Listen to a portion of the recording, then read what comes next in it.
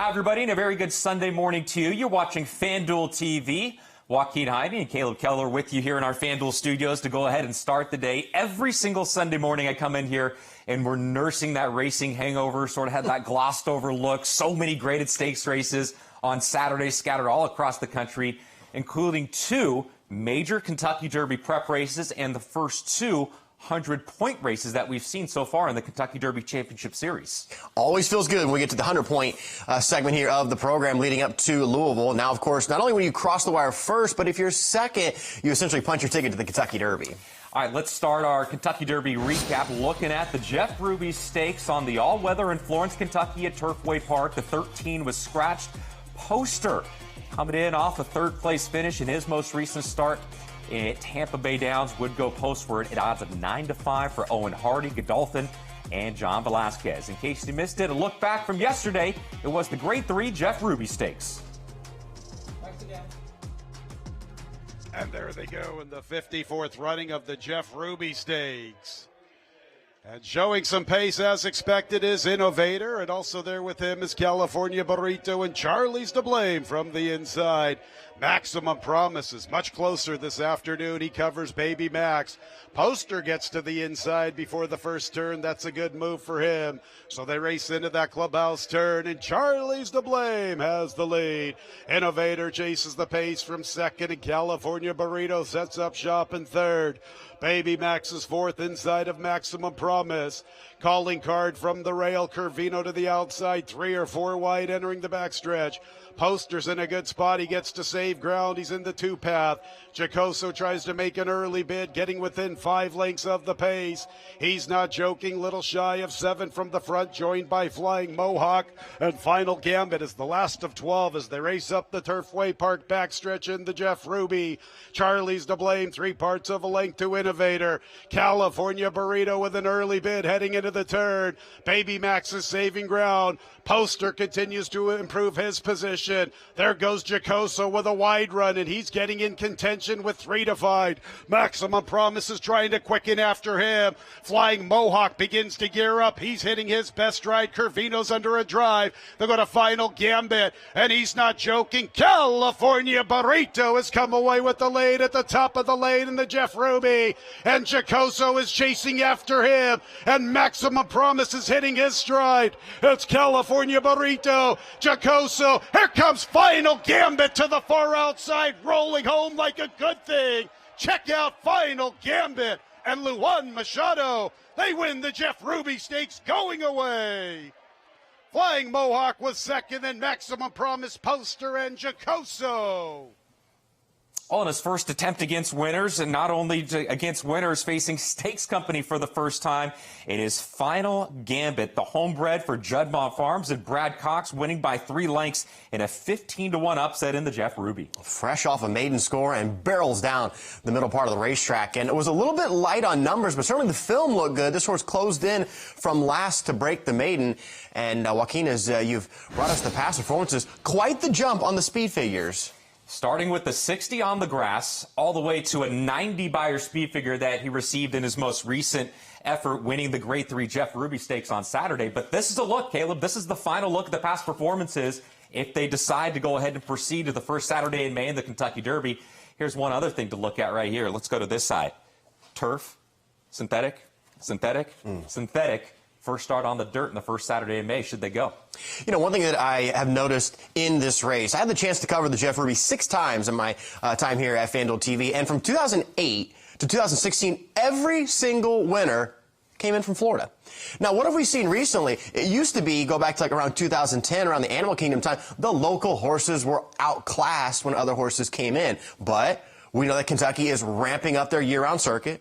We know that Turfway is improving. And now 4 of the last 7 winners have been locally based. And pretty similar to last year when Encino won for Brad Cox. Encino was locally based. He was a little bit light on numbers, but Encino was 3-1. This horse was incredibly light on numbers, 15-1 there for Brad Cox. And how about the sire? Not this time. Sometimes you get those stallions that are ultra versatile. Smart Strike could do all disciplines. More Than Ready could do all disciplines. Not this time. He He had the world record turf sprint holder of the Breeders' Cup. He had the best marathoner here in the last decade. Now he's got a horse winning on the synthetic. You briefly mentioned Animal Kingdom. If Final Gambit decides to go to the Kentucky Derby, he'll have a very similar resume, just like Animal Kingdom, who was an all-weather and turf horse going into the Kentucky Derby. Animal Kingdom made his first start on the dirt on the first Saturday in May. Worked out for him, 20-1 upset winner back in 2011. With the Jeff Ruby win, it is Final Gambit collecting 100 qualifying points to the Kentucky Derby. Now we go to New Orleans at the fairgrounds in the Louisiana Derby for another 100-point race.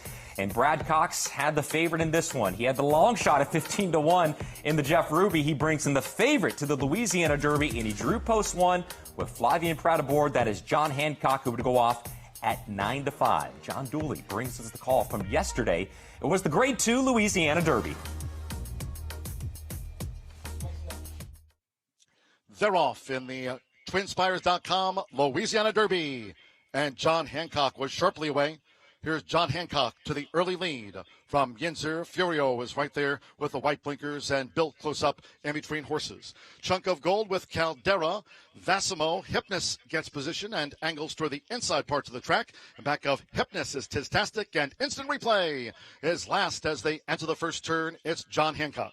So with pole position for Flavian Pratt, it's John Hancock, who's made a very easy early lead as they go to the back of the track. And on the outside is Yinzer, who follows John Hancock and built his third with the rail. Furio alongside running in fourth. Chunk of Gold settles into this run here in fifth. Then on the outside is Caldera, who's next in sixth. Farther back to Vassimo with Hypnus, Tiztastic, and the trail remains Instant Replay.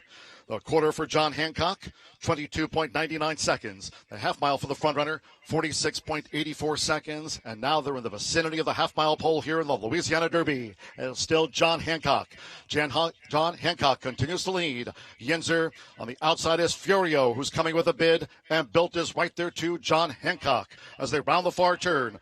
3/4 and 1 at 11.03 seconds. John Hancock tackled by Built. So Built is building momentum. For Jose Ortiz, here's Built, who's on even terms with John Hancock. As these two battle to the top of the stretch, Chunk of Gold is right there. Tiztastic. Furio has dropped back. Hypnus, and on the far outside, Vassimo. As they straighten away, Instant Replay is moving from out of the backfield, but it's Built, and Built has taken the lead here for Jose Ortiz. It's Built in front. John Hancock has given way. Right there is Chunk of Gold between horses, and on the outside, Tiztastic as they come past the 16th with Joel Rosario. It's Tiztastic now pulling clear from Chunk of Gold. Instant Replay. Tiztastic on top of the Louisiana Derby. Tiztastic won by just over 2 from Chunk of Gold.